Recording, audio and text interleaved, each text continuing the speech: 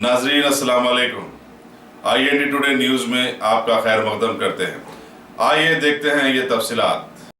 कारवान के मजलिस रुकन असम्बली कौसर मोहिउद्दीन ने आज जोनल कमिश्नर मजलिस बल्दिया हैदराबाद से मुलाकात करके उनके हल्के के हल तलब मसाइल पर तफसीली तबादला ख्याल किया। उन्होंने कमिश्नर बल्दिया डॉक्टर जनानंद रेड्डी के दौरे के दौरान उनके हल्के में जिन कामों की तकमील का वादा किया था उस जानिब भी तवज्जो मबजूल करवाई। शाह हातम तालाब और कटोरा हाउस की सफाई और गोलकुंडा व लंगर हाउस के इलाकों में मच्छरों की कसरत से पैदा होने वाली सूरत हाल से भी काम को वाकिफ करवाया।